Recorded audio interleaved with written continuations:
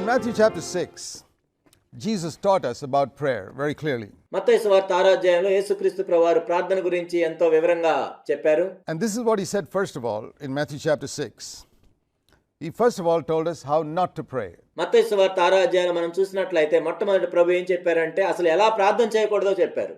It's very important to learn first of all how not to pray before we start to learn how to pray, because మనం ప్రార్థన ఎలా చేయాలో తెలుసుకునే దానికి ముందు అసలు ఎలా చేయకూడదో తెలుసుకోవాలి. in Jesus' time also there were all these religious people who were in the synagogues praying just like religious people pray in all denominations of Christendom today, formal. ఎందుకంటే యేసుక్రీస్తు ప్రభువారు ఈ భూమి మీద ఉన్న దినాల్లో కూడా సమాజ మందిరముల్లో వాళ్ళు ఎలా ప్రార్థన చేసేవాళ్ళు అంటే కేవలం మత సంబంధులుగా ప్రార్థన చేస్తూ ఉండేవాళ్ళు, ఏదో మర్యాదపూర్వకంగా చేస్తూ ఉండేవాళ్ళు. ఈనాడు అనేక క్రైస్తవ మత శాఖల్లో ప్రార్థన చేస్తున్నట్లుగా వాళ్ళు చేస్తూ ఉండేవాళ్ళు. Lectures to God. దేవునికి ఏదో ప్రసంగాలు చేయటం. And Jesus was saying, don't be like them because they are not actually praying to God. వారి వలె మీరు ప్రార్థించొద్దు, ఎందుకంటే వాళ్ళు నిజానికి దేవునికి ప్రార్థన చేయట్లేదు. They are praying in order to impress men. మనుషుల దృష్టిలో గొప్పగా ఉండటానికి వాళ్ళు ప్రార్థన చేస్తున్నారు. They are praying to be heard by men. మనుషులు వినాలని వాళ్ళు ప్రార్థన చేస్తున్నారు. He said, don't be like the hypocrites. Matthew chapter 6 and verse 5. Matthew 6:5. When you pray, you must not be as the hypocrites. వేషధారుల వలె ఉండొద్దు అని ఆయన చెప్పారు. మత్తయి సువార్త 6వ అధ్యాయం 5వ వచనం మనం చూసినట్లయితే మీరు ప్రార్థన చేయనప్పుడు వేషధారుల వలె ఉండవద్దు. Because they love to stand and pray in the synagogues, or today we'd say in the churches. ఎందుకంటే వాళ్ళు మనుషులకు కనపడవాలని సమాజ మందిరముల్లో నిలబడి ప్రార్థన చేస్తారు. ఈనాడైతే మనం చెప్పొచ్చు సంఘముల్లో అని. And different places, in order to be seen by men and heard by men. మనుషులకు కనపడవాలని, మనుషులకు వినబడవాలని అనేక ప్రదేశాల్లో వాళ్ళు నిలబడి ప్రార్థన చేస్తూ ఉంటారు.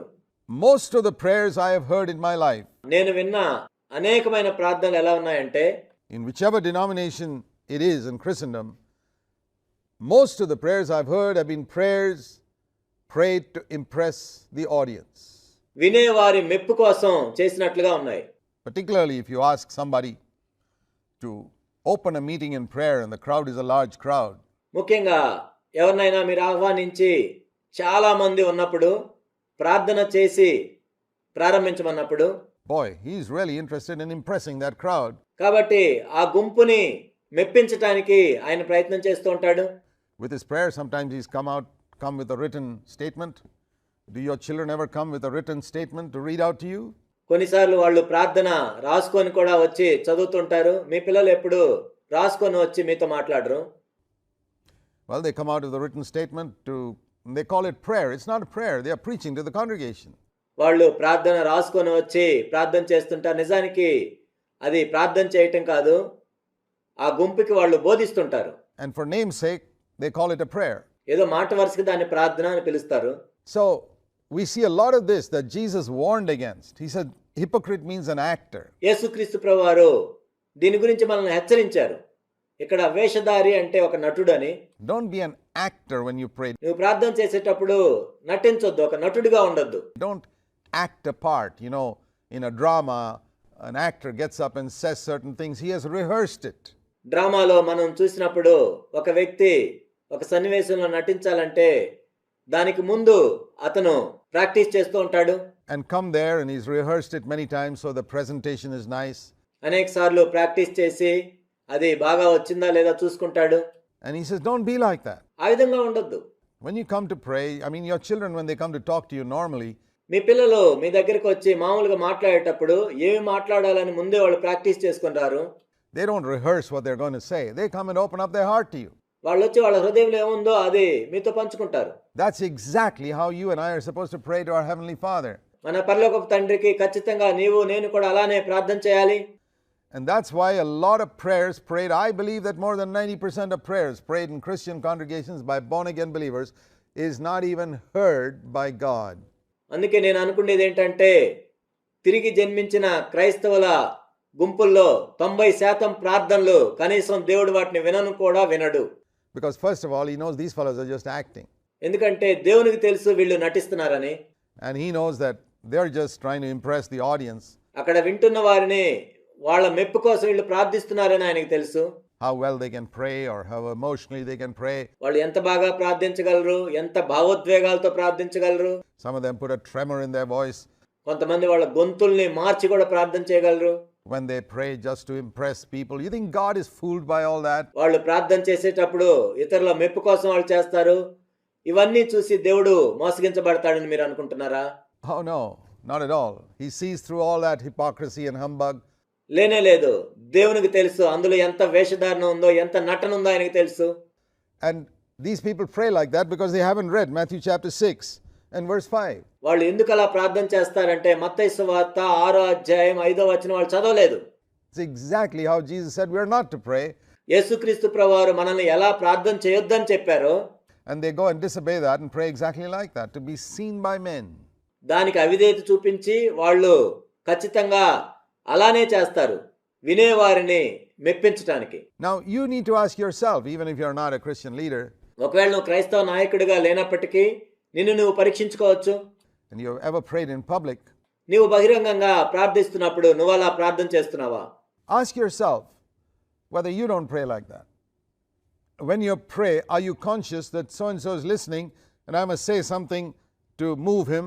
నువ్వు ప్రార్థన చేసేటప్పుడు పలానా వ్యక్తి వింటున్నాడు కాబట్టి వాళ్ళని ఏదో ఉద్రేకపరచడానికి నేను ఏదైనా చెప్తున్నానా?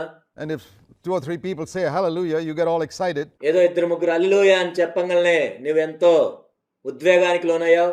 which proves that you're not really praying to God at all. You're praying for people to be moved emotionally by your prayer. ఇదేమి రుజువు చేస్తుందంటే నువ్వు దేవునికి ప్రార్థన చేయట్లేదు, కానీ మనుషులని మానసికమైన ఉద్రేకాలతో వాళ్ళు కదిలించబడాలని చేస్తున్నావు. You're talking to people. ఆ విధంగా నువ్వు మనుషులతోనే మాట్లాడుతున్నావు. And then if you expect an answer, you better expect an answer from those people you talk to. ఒకవేళ నీవు జవాబుని ఆశిస్తున్నట్లయితే నువ్వు ఎవరితో మాట్లాడుతున్నావు వాళ్ళ దగ్గర నుంచే జవాబును ఆశించు. You're certainly not talking to God. Don't be surprised if you don't get an answer. కాబట్టి నిశ్చయంగా నువ్వు దేవునికి ప్రార్థన చేయట్లేదు కాబట్టి నీకు జవాబు రానప్పుడు నువ్వు ఆశ్చర్యపోవాల్సిన అవసరం లేదు. The most sincere prayers that Christians pray are when they're all alone. క్రైస్తవులు యథార్థమైన ప్రార్థనలు ఎప్పుడు చేస్తారంటే వాళ్ళు ఒంటరిగా ఉన్నప్పుడు. Even then, a lot of it could be formal. అప్పుడు కూడా ఏదో మర్యాదపూర్వకంగా చేయొచ్చు. But the most likelihood of a sincere prayer is when you're all alone in your room, there's nobody around. యథార్థంగా ఎప్పుడు ప్రార్థన చేస్తారు అంటే దానికి ఎప్పుడు అవకాశం ఉంటుందంటే నీ చుట్టుపక్కల ఎవరూ లేనప్పుడు, నీవు ఒంటరిగా ఉన్నప్పుడు. And you're praying to God, then you pour out your heart to God. నీవు దేవునికి ప్రార్థన చేస్తున్నప్పుడు నీ హృదయాన్ని ఆయనకు కుమ్మరిస్తావు. You kneel beside your bed.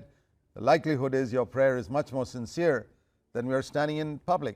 నీ బెడ్ పక్కన మోకాళ్ళుని నువ్వు ప్రార్థన చేస్తున్నప్పుడు ఎంతో యథార్థంగా చేస్తావు, కానీ నీవు బహిరంగంగా ప్రార్థన చేస్తున్న దానికంటే కూడా ఇది ఎంతో యథార్థంగా ఉంటుంది. But we have to fight this battle in public prayer, that we get rid of this acting before God, get rid of pretending. కాబట్టి మనం బహిరంగంగా ప్రార్థన చేసేటప్పుడు దానికి విరోధంగా మనం పోరాడాలి. దేవుని ఎదుట వేషధారులుగా ప్రార్థన చేసే విషయంలో మనం పోరాడాలి. When we talk to God, when we are really only trying to impress people. మనం కేవలం మనుషుల మెప్పు కోసం మాత్రమే ప్రార్థన చేస్తూ దేవునికి ప్రార్థన చేస్తున్నాం అన్నట్లుగా వేషధారులుగా ఉండే విషయంలో మనం ఎంతో పోరాడాలి. It's a battle. You won't overcome it in one day. I know I've gone through it myself. ఇది ఎంతో గొప్ప పోరాటం.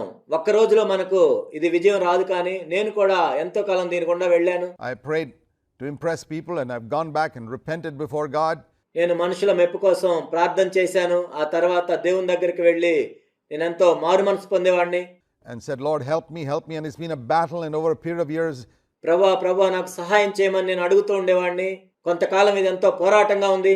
I've gradually broken free from trying to impress people with prayer. ఆ తర్వాత నిదానంగా నేను ప్రార్థన చేసేటప్పుడు మనుషుల మెప్పు విషయంలో ఎంతో విడుదల పొందాను. And yet, even now, in some new surrounding, I may still be tempted to do that. అయినా కానీ ఇప్పటికి కూడా నేను కొత్త ప్రదేశాలకు వెళ్ళినప్పుడు నేను శోధించబడతాను ఆ విధంగా.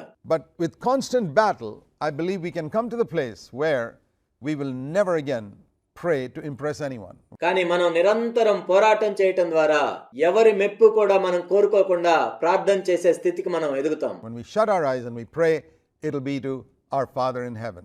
మనం కళ్ళు మూసుకొని మనం ప్రార్థన చేస్తున్నప్పుడు కేవలం మన పరలోకపు తండ్రికి మాత్రమే చేస్తాం.